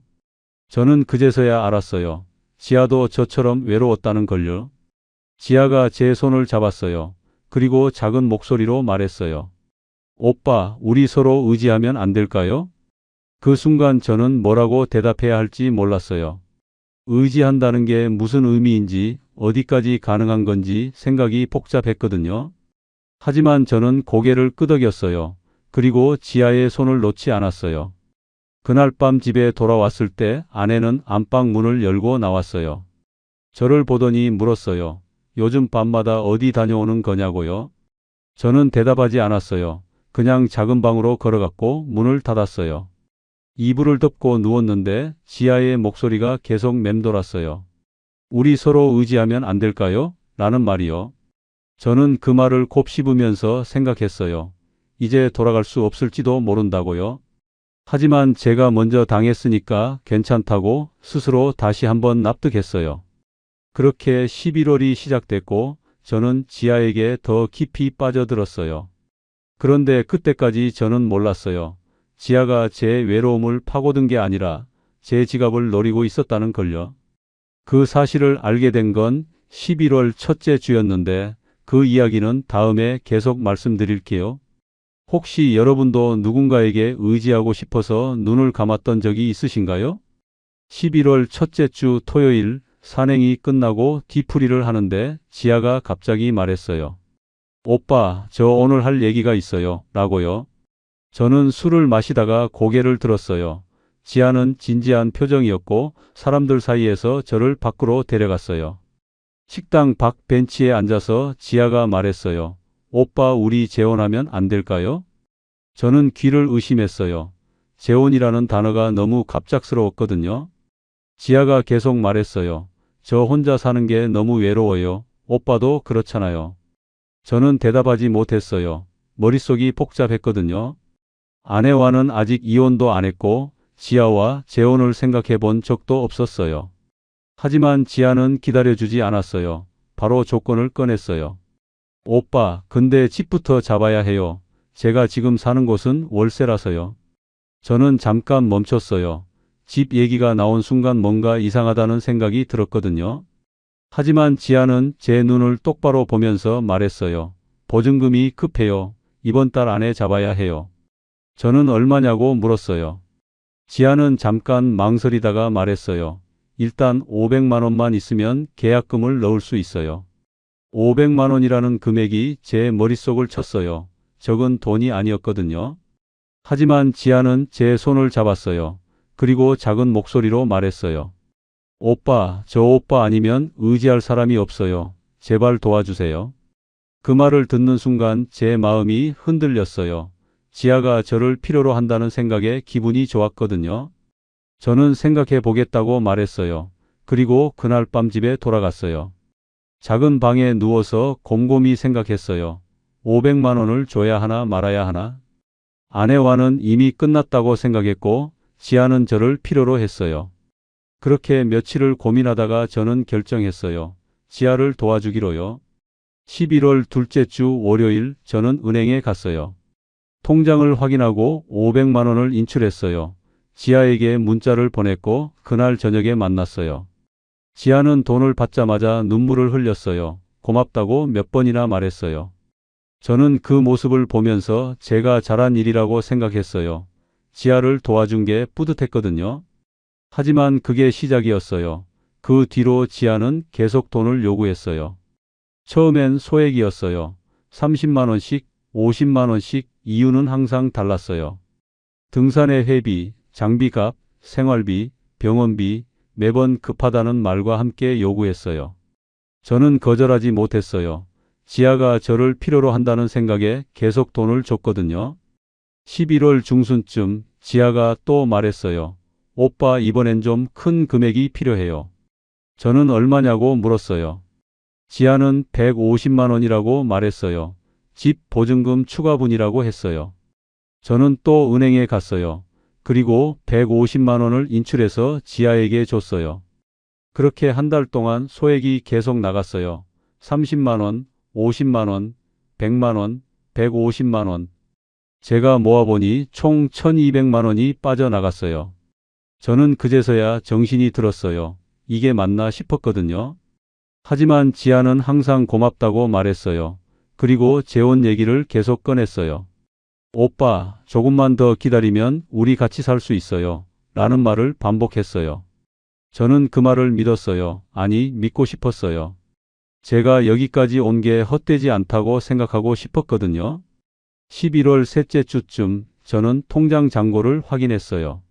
원래 3천만 원 정도 있었는데 이제 1,800만 원밖에 안 남았어요. 저는 불안했지만 지아에게 말하지 않았어요. 괜히 부담 주고 싶지 않았거든요. 그날 저녁 지아를 만났어요. 지아는 웃으면서 말했어요. 오빠, 고마워요. 덕분에 집 계약이 거의 끝났어요. 저는 그 말을 듣고 안도했어요. 이제 끝이라고 생각했거든요. 하지만 지아는 바로 다음 말을 이었어요. 근데 가전제품 계약금이 좀 필요해요. 저는 깜짝 놀랐어요. 또 돈 얘기가 나왔거든요. 지아는 이번엔 200만 원이라고 했어요. 저는 잠깐 망설였어요. 하지만 지아가 제 손을 잡으며 말했어요. 오빠, 마지막이에요. 이번만 도와주면 끝이에요. 저는 또 믿었어요. 그리고 200만 원을 줬어요. 그렇게 11월이 끝나갈 무렵 제 통장 잔고는 1600만 원까지 줄어들었어요. 집에서는 아내와 거의 말을 안 했어요. 아내는 점점 야위어 보였고 병원 예약 문자가 자주 왔어요. 저는 그 문자 소리를 들을 때마다 떠올렸어요. 처음 봤던 그 예약 완료를요. 하지만 저는 확인하지 않았어요. 확인하면 제가 틀렸다는 걸 인정해야 할 것 같았거든요. 그래서 저는 계속 믿었어요. 아내가 먼저 외도했다고, 제가 맞바람을 피워도 괜찮다고요. 어느 날 저녁 아내가 작은 방 문을 두드렸어요. 밥을 같이 먹자고 했어요. 저는 거절했어요. 지아와 약속이 있다고 말하고 집을 나갔어요. 지아를 만나서 저녁을 먹는데 지아가 또 말했어요. 오빠, 우리 언제 같이 살 거예요? 저는 대답하지 못했어요. 아직 아내와 이혼도 안 했고 준비가 안 됐거든요. 하지만 지아는 기다려주지 않았어요. 서류를 꺼내면서 말했어요. 오빠, 이거 일단 작성해두면 나중에 편해요. 혼인신고 서류예요. 저는 서류를 받아들었어요. 그리고 이름을 적었어요. 도장은 나중에 찍는다고 했지만 저는 이미 한 발을 내디딘 거예요. 그날 밤 집에 돌아왔을 때 아내는 거실에 앉아 있었어요. 저를 보더니 물었어요. 요즘 대체 뭐 하고 다니는 거냐고요? 저는 대답하지 않았어요. 그냥 작은 방으로 들어가서 문을 닫았어요. 이불을 덮고 누웠는데 불안한 기분이 들었어요. 뭔가 잘못되고 있다는 느낌이었거든요. 하지만 저는 그 불안을 무시했어요. 지아를 믿는다고 스스로 다짐했어요. 12월이 되고 지아는 더 자주 돈을 요구했어요. 이번엔 금액이 더 컸어요. 200만 원, 300만 원, 500만 원씩 나갔어요. 저는 그때마다 은행에 가서 돈을 인출했고 지아에게 줬어요. 지아는 항상 고맙다고 말했어요. 그리고 곧 같이 살 수 있다고 약속했어요. 저는 그 약속을 믿으며 버텼어요. 제가 여기까지 온 게 헛되지 않다고 생각하면서요. 하지만 제 통장 잔고는 점점 줄어들었고 저는 점점 깊은 함정에 빠져들고 있었어요. 그 함정이 얼마나 깊은지 저는 그때 몰랐어요. 다음 이야기에서 그 깊이를 확인하게 되실 거예요. 여러분은 혹시 되돌릴 수 없는 선택을 한 적이 있으신가요? 12월 첫째 주 지아가 말했어요. 오빠, 이제 진짜 집 계약을 끝내야 해요. 저는 거의 끝난 줄 알았거든요. 하지만 지아는 계속 말을 이었어요. 계약금은 넣었는데 중도금이 필요하다고, 500만 원이 더 있어야 한다고요. 저는 잠깐 멈췄어요. 500만 원이라는 금액이 부담스러웠거든요. 하지만 지아는 타이머를 걸었어요. 오늘 안에 넣어야 계약이 살아난다고요. 저는 은행 앱을 열었어요. 통장 잔고를 확인했더니 1100만 원이 남아 있었어요. 500만 원을 빼면 600만 원밖에 안 남는다는 계산이 섰지만 저는 이체를 눌렀어요.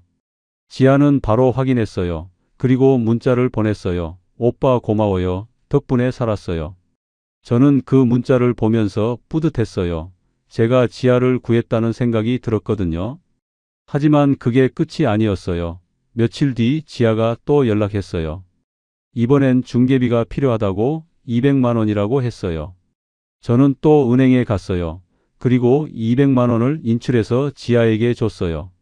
그 뒤로도 계속 이어졌어요. 가전제품 계약금 300만 원, 인테리어 비용 400만 원, 추가 보증금 600만 원. 저는 그때마다 돈을 줬어요. 거절하지 못했거든요. 지아는 항상 타이머를 걸었어요. 오늘 안에, 이번 주 안에, 창구 마감 전에. 저는 그 타이머에 쫓기듯 은행에 갔고 돈을 빼냈어요. 12월 중순쯤 제 통장 잔고는 100만 원까지 줄어들었어요. 저는 패닉에 빠졌어요. 이제 더 이상 줄 돈이 없었거든요.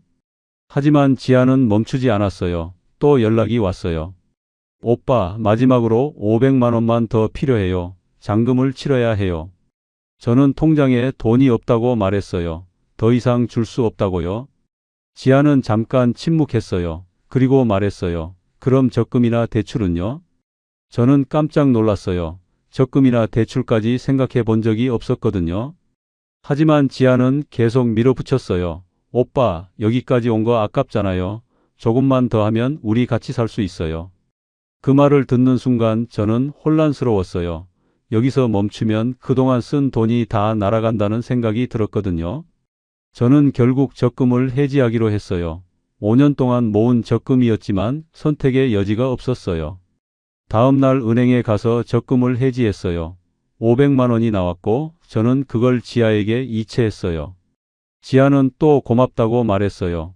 그리고 이제 정말 끝이라고 약속했어요. 하지만 저는 이미 알고 있었어요. 이게 끝이 아니라는 걸요. 그 사이 집에서는 아내가 점점 야위어 갔어요. 밥도 제대로 안 먹는 것 같았고 얼굴색도 안 좋았어요. 병원 예약 문자가 계속 왔어요. 저는 그 소리를 들을 때마다 신경이 쓰였지만 확인하지 않았어요. 어느 날 저녁 아내가 작은 방 문 앞에서 말했어요. 이번 주만이라도 집에 있어 달라고요. 저는 대답하지 않았어요. 그리고 다음 날 아침 짐을 쌌어요. 옷 몇 벌과 세면도구를 가방에 넣었고 아내는 그 모습을 보고 있었어요. 아내가 물었어요. 어디 가는 거냐고요? 저는 대답 대신 그냥 집을 나갔어요. 지아가 구한다는 그 집으로 가겠다고 생각했거든요.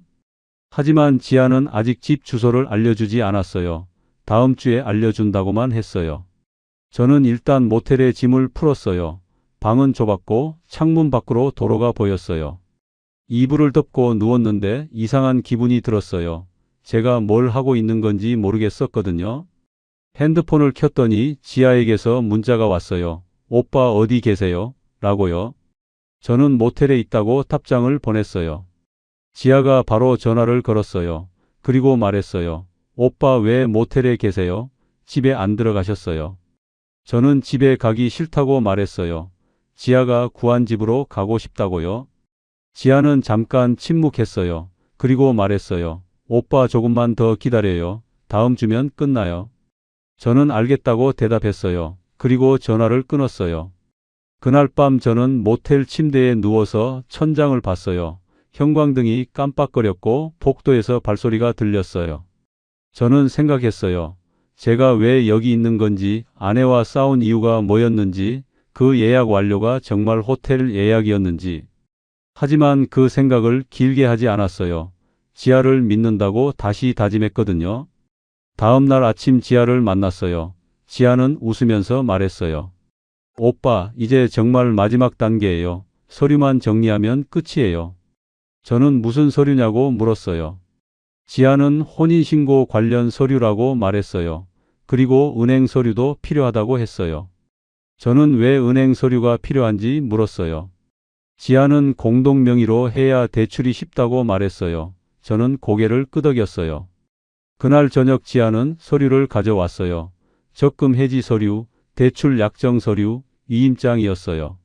저는 서류를 받아들고 읽어봤어요. 하지만 내용이 복잡해서 잘 이해가 안 됐어요. 지아가 말했어요. 오빠 그냥 서명만 하시면 돼요. 제가 다 처리할게요.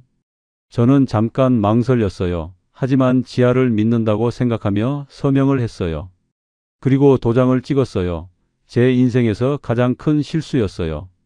다음 날 지아가 연락했어요. 오빠 오늘 은행 가야 해요. 창구 마감 전에요. 저는 왜 급하냐고 물었어요. 지아는 오늘 안에 처리해야 한다고 말했어요. 내일은 늦는다고요? 저는 은행에 갔어요. 지아가 함께 있었고 창구 직원이 서류를 확인했어요. 직원이 물었어요. 적금 해지하시고 대출 실행하시는 거 맞으시죠? 저는 고개를 끄덕였어요. 지아가 제 팔을 잡으며 웃었어요. 그렇게 3,800만 원이 제 통장에서 빠져나갔어요. 적금 해지 금액과 대출 금액을 합친 돈이었고 저는 그 돈을 지아 계좌로 이체했어요. 지아는 고맙다고 말했어요. 그리고 이제 정말 끝이라고 또 약속했어요. 하지만 며칠 뒤 지아가 또 연락했어요. 추가로 2천만 원이 더 필요하다고요. 저는 더 이상 돈이 없다고 말했어요. 통장은 이미 텅 비었다고요. 지아는 대출을 더 받을 수 있다고 말했어요. 자기가 도와줄 수 있다고요. 저는 거절했어요. 하지만 지아는 계속 설득했어요. 오빠, 여기까지 온 거 아깝잖아요. 조금만 더 하면 우리 행복해질 수 있어요. 그 말에 저는 또 흔들렸어요. 결국 대출을 더 받았고 2천만 원을 또 이체했어요. 그렇게 12월 중순쯤 제가 지아에게 준 돈은 총 7천만 원이 됐어요. 제 평생 모은 돈이 거의 다 빠져나간 거예요. 하지만 저는 그때까지도 몰랐어요. 지아가 저를 속이고 있다는 걸요. 다음 이야기에서 그 진실을 확인하게 되실 거예요. 그리고 그 진실이 얼마나 끔찍한지도요. 여러분은 혹시 타이머에 쫓겨 결정을 내린 적이 있으신가요? 12월 셋째 주 지아에게서 연락이 끊겼어요. 문자를 보내도 답장이 없었고 전화를 걸어도 받지 않았어요. 처음엔 바쁜가 보다 생각했어요. 집 정리하느라 시간이 없을 거라고요. 하지만 이틀이 지나고 사흘이 지나도 연락이 없었어요. 저는 불안해지기 시작했어요. 뭔가 잘못됐다는 느낌이 들었거든요. 등산에 단톡방을 열었어요. 지아가 마지막으로 메시지를 남긴 게 일주일 전이었어요. 저는 단톡방에 지아를 아냐고 물었어요. 누군가 대답했어요. 지아? 그 사람 등산에 나온 지 한 달도 안 됐는데요. 라는 내용이었어요. 저는 깜짝 놀랐어요. 지아가 저보다 나중에 들어왔다는 걸 그때 알았거든요. 다른 사람이 또 말했어요. 그 사람 요즘 안 보이던데 탈퇴한 거 아니에요. 저는 확인했어요. 지아는 정말로 단톡방에서 나가 있었어요. 제 가슴이 철렁 내려앉았어요. 뭔가 크게 잘못됐다는 확신이 들었거든요. 저는 지아 전화번호로 다시 전화를 걸었어요. 하지만 전원이 꺼져 있습니다라는 멘트만 들렸어요. 카카오톡도 확인했어요. 지아 프로필이 사라져 있었어요. 저는 패닉에 빠졌어요. 손이 떨렸고 숨이 막혔어요. 은행 앱을 열어서 거래 내역을 확인했어요. 제가 지아에게 이체한 금액을 다시 봤어요. 500만 원, 200만 원, 300만 원, 400만 원, 600만 원, 3,800만 원, 2천만 원. 총 7천만 원이 빠져나갔어요. 제 평생 모은 돈이었어요. 저는 지아에게 이체한 계좌번호를 메모했어요. 그리고 은행에 전화를 걸었어요. 계좌 주인을 확인하고 싶다고 말했지만 은행 직원은 개인정보라서 알려줄 수 없다고 했어요. 저는 경찰서에 가야겠다고 생각했어요. 하지만 그 전에 확인하고 싶은 게 있었어요. 지아가 말했던 그 집이 정말 존재하는지요. 저는 지아에게 받은 문자를 다시 읽었어요. 집 주소는 없었고 계약금 입금 확인증만 있었어요. 입금 확인증에 적힌 계좌번호를 확인했어요. 제가 이체한 계좌와 달랐어요. 저는 그제서야 깨달았어요. 지아가 여러 계좌를 사용했다는 걸요. 제가 이체한 계좌는 3개였어요. 모두 다른 이름으로 되어 있었어요. 하나는 최지아, 하나는 김미경, 하나는 박소영이었어요. 저는 인터넷을 검색했어요. 재혼 사기, 등산의 사기, 보증금 사기라는 키워드로요. 검색 결과가 수없이 나왔어요. 저와 비슷한 사례들이 가득했어요. 60대 남성이 등산회에서 만난 여성에게 재혼을 미끼로 수천만 원을 사기당했다는 기사들이었어요. 저는 그 기사들을 읽으면서 소름이 돋았어요. 제 이야기와 똑같았거든요. 재혼 제한, 보증금 요구, 타이머 설정, 소액 누적, 결정타, 잠수. 모든 패턴이 일치했어요. 저는 완벽하게 사기를 당한 거예요. 저는 모텔 침대에 주저앉았어요. 머리가 하얘졌고 손이 떨렸어요. 7천만 원이라는 금액이 제 머릿속을 쳤어요. 제가 평생 모은 돈이었어요. 아내와 노후를 준비하려고 모은 돈이었고 이제 그 돈이 다 날아간 거예요. 저는 울었어요. 모텔 방에 혼자 앉아서 소리내어 울었어요. 제가 왜 이렇게 됐는지, 어디서부터 잘못된 건지 머릿속이 복잡했어요. 그 예약 완료가 떠올랐어요. 제가 처음 봤던 그 알림이요. 제가 확인하지 않고 단정했던 그 순간이 모든 것의 시작이었어요. 저는 스스로 함정을 팠고 그 함정에 제가 빠진 거예요. 다음 날 저는 경찰서에 갔어요. 사기 피해 신고를 하려고요. 경찰관은 제 얘기를 듣고 고개를 끄덕였어요. 그리고 말했어요. 요즘 이런 사례가 많다고, 하지만 돈을 돌려받기는 어렵다고요. 범인은 여러 계좌를 사용해서 돈을 분산시키고 대포 통장을 쓰기 때문에 추적이 어렵다고 했어요. 저는 그래도 신고서를 작성했어요. 지하의 이름, 전화번호, 계좌번호를 모두 적었어요. 경찰관은 조사하겠다고 말했어요. 하지만 기대하지 말라는 눈빛이었어요. 저는 경찰서를 나와서 모텔로 돌아갔어요. 짐 한 가방만 들고 방에 들어갔어요. 창문 밖으로 도로가 보였고 차들이 지나갔어요. 저는 그 모습을 보면서 생각했어요.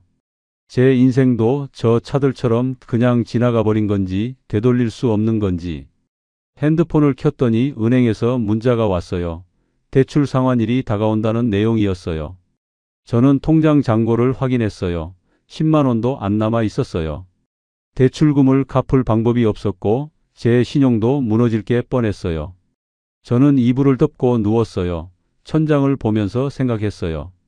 제가 왜 확인하지 않았는지, 왜 아내를 의심했는지, 왜 지아를 믿었는지. 모든 게 제 선택이었어요. 제가 스스로 선택한 결과였어요. 그날 밤 저는 처음으로 아내를 떠올렸어요. 오랜만에요. 아내가 작은 방 문 앞에서 말했던 그 목소리가 들렸어요. 이번 주만이라도 집에 있어 달라는 말이요. 저는 그 말을 무시했어요. 그리고 지아를 만나러 갔어요. 제가 무시한 게 무엇이었는지 그때는 몰랐어요. 하지만 이제 알 것 같았어요. 제가 놓친 게 무엇이었는지요. 다음 날 저는 짐을 쌌어요. 모텔을 나가기로 했거든요. 어디로 가야 할지 몰랐지만 일단 이곳을 떠나고 싶었어요. 모텔 문을 나서는데 핸드폰이 울렸어요. 모르는 번호였어요. 저는 전화를 받았어요. 목소리가 들렸어요. 정호 씨 보호자신가요? 저는 깜짝 놀라서 물었어요. 누구냐고요? 병원입니다. 이정미 씨가 입원해 계세요. 그 순간 제 머릿속이 하얘졌어요. 아내가 병원에 있다는 말이 믿기지 않았거든요. 저는 어느 병원이냐고 물었어요. 그리고 바로 택시를 잡았어요. 병원으로 가는 내내 제 손은 떨렸어요. 아내에게 무슨 일이 생긴 건지 알 수 없었거든요. 택시가 병원 앞에 멈췄고 저는 뛰어내렸어요. 병실 번호를 확인하고 엘리베이터를 탔어요. 5층으로 올라갔고 복도를 걸었어요. 병실 문 앞에 섰을 때 저는 숨을 멈췄어요. 문을 열어야 할지 말아야 할지 몰랐거든요.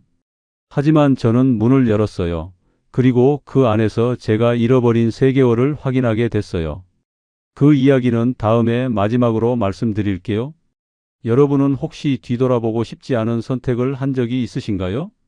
병실 문을 열었을 때 저는 제 눈을 의심했어요.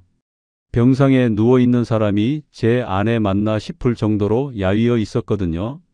아내는 눈을 감고 있었고 산소호흡기가 코에 꽂혀 있었어요. 저는 천천히 병상 옆으로 걸어갔어요. 다리가 떨렸고 숨이 막혔어요. 간호사가 들어왔어요.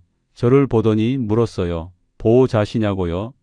저는 고개를 끄덕였어요. 그리고 물었어요. 아내에게 무슨 일이 있는 거냐고요? 간호사는 차트를 확인하더니 말했어요. 췌장암 말기라고요. 그 말을 듣는 순간 제 머릿속이 하얘졌어요. 췌장암 말기라는 단어가 믿기지 않았거든요. 간호사가 계속 말했어요. 3개월 전에 진단받으셨고 항암 치료를 받고 계셨다고요. 하지만 효과가 없었고 이제 남은 시간이 얼마 없다고요. 저는 물었어요. 얼마나 남았냐고요. 간호사는 잠깐 망설이더니 말했어요. 일주일 정도라고요. 그 말을 듣는 순간 제 다리에 힘이 풀렸어요. 바닥에 주저앉을 뻔했거든요. 간호사는 제 팔을 잡아줬어요. 그리고 의자를 가져다 줬어요. 저는 의자에 앉아서 아내를 봤어요. 3개월 전과는 완전히 다른 모습이었어요. 머리카락은 많이 빠졌고 얼굴은 창백했어요. 손등에는 링거 바늘 자국이 여러 개 있었어요. 저는 그제서야 떠올렸어요. 3개월 전에 봤던 그 예약 완료를요. 그게 호텔 예약이 아니라 병원 예약이었다는 걸 그때 알았어요. 아내는 자기 몸을 고칠 의사를 찾느라 뛰고 있었던 거예요. 병원 예약, 검사 예약, 항암 치료 예약, 모든 게 병원 관련이었어요. 저는 그걸 호텔로 착각했고 확인도 없이 외도라고 단정했어요. 그리고 등산회에 가입해서 맞바람을 시작했어요. 지아를 만났고 돈을 줬어요. 제가 지아에게 7천만 원을 쓰는 동안 아내는 혼자 항암 치료를 받고 있었던 거예요. 제가 모텔에서 자는 동안 아내는 병실에서 고통을 견디고 있었어요. 저는 울었어요. 병실 의자에 앉아서 소리 없이 울었어요. 제가 얼마나 큰 실수를 했는지 그제서야 깨달았거든요. 아내가 눈을 떴어요. 저를 보더니 작은 목소리로 말했어요. 왔어? 저는 대답하지 못했어요. 목이 메었거든요. 아내가 계속 말했어요. 미안해, 말 못해서. 저는 고개를 저었어요. 미안한 건 저라고 제가 잘못했다고 말하고 싶었지만 목소리가 나오지 않았어요. 아내는 눈을 감았어요. 그리고 다시 잠들었어요. 저는 그 옆에 앉아서 아내의 손을 잡았어요. 손은 차가웠고 뼈만 만져졌어요. 다음 날부터 저는 병원에 머물렀어요. 병실 옆 의자에서 잤고 아내 곁을 떠나지 않았어요. 하지만 아내와 대화를 나눌 시간은 많지 않았어요. 아내는 대부분 잠들어 있었거든요. 가끔 깨어나면 저를 보고 미소를 지었어요. 그리고 다시 눈을 감았어요. 저는 그 미소를 보면서 생각했어요. 제가 3개월 동안 무엇을 했는지, 무엇을 잃었는지. 아내는 저에게 화를 내지 않았어요. 제가 어디 있었는지 묻지도 않았어요. 그냥 제가 옆에 있다는 것만으로 충분한 듯 눈을 감았어요. 사흘이 지났어요. 아내는 점점 약해졌고 의사는 이제 시간 문제라고 말했어요. 저는 아내에게 말했어요. 미안하다고, 제가 잘못했다고요. 하지만 아내는 고개를 저었어요. 그리고 작은 목소리로 말했어요. 괜찮아, 너도 힘들었을 거야. 그 말을 듣는 순간 제 가슴이 찢어지는 것 같았어요. 아내는 저를 용서했어요. 제가 한 짓을 알면서도요. 나흘째 되는 날 아내가 깨어나서 저를 불렀어요. 저는 병상 가까이 다가갔어요. 아내가 제 손을 잡았어요. 정호야, 행복했어. 그 말을 남기고 아내는 눈을 감았어요. 그리고 다시 깨어나지 않았어요. 이틀 뒤 아내는 숨을 거뒀어요. 저는 그 순간을 옆에서 지켰어요. 장례식은 조용했어요. 친척 몇 명만 왔고 저는 상주로 앉아 있었어요. 조문객들은 저를 보며 고개를 끄덕였지만 아무도 말을 걸지 않았어요. 장례를 치르고 집에 돌아왔어요. 집은 텅 비어 있었고 공기는 차가웠어요. 안방 문을 열었어요. 아내 옷이 걸려 있었고 화장대 위에는 약병들이 놓여 있었어요. 저는 그 약병들을 보면서 알았어요. 아내가 혼자 얼마나 힘들었을지요. 작은 방으로 갔어요. 제 짐은 아직 그대로였고 이불은 개져 있었어요. 저는 이불을 펴고 누웠어요. 천장을 보면서 생각했어요. 제가 잃어버린 3개월이 무엇이었는지, 그 3개월 동안 제가 무엇을 했는지. 아내 외도를 의심했고 맞바람을 피웠고 7천만 원을 잃었고 마지막 시간을 함께하지 못했어요. 모든 게 제 선택이었어요. 확인하지 않고 단정했던 그 순간부터요. 그 예약 완료는 호텔이 아니라 병원이었고 아내는 저를 속인 게 아니라 저를 걱정한 거예요. 제가 힘들까 봐 말하지 않았던 거예요. 하지만 저는 그걸 몰랐어요. 아니, 알려고 하지 않았어요. 확인하면 제가 틀렸을까 봐 두려웠거든요. 그래서 저는 믿고 싶은 것만 믿었고 그 믿음이 제 인생을 무너뜨렸어요. 지금 저는 빈집에 혼자 남았어요. 돈도 없고 아내도 없어요. 제게 남은 건 후회뿐이에요. 되돌릴 수 없는 후회요. 저는 가끔 생각해요. 그때 제가 확인했더라면 어땠을지, 아내에게 물어봤더라면 어땠을지. 하지만 이미 늦었어요. 시간은 되돌릴 수 없고 아내는 돌아오지 않아요. 제가 이 이야기를 하는 이유는 여러분께 부탁드리고 싶어서예요. 확인하세요. 단정하지 마시고 물어보세요. 의심이 들면 대화하세요. 혼자 판단하지 마시고요. 그리고 타이머에 쫓기지 마세요. 급하다는 말에 속지 마시고요. 저처럼 되지 마세요. 제 실수에서 배우세요. 지옥은 돈을 잃는 게 아니에요. 마지막 시간을 함께하지 못하는 거예요. 그게 제가 3개월 동안 배운 전부예요. 그리고 그 대가는 너무 컸어요. 여러분은 어떠신가요? 혹시 지금 확인하지 않고 넘어가려는 게 있으신가요?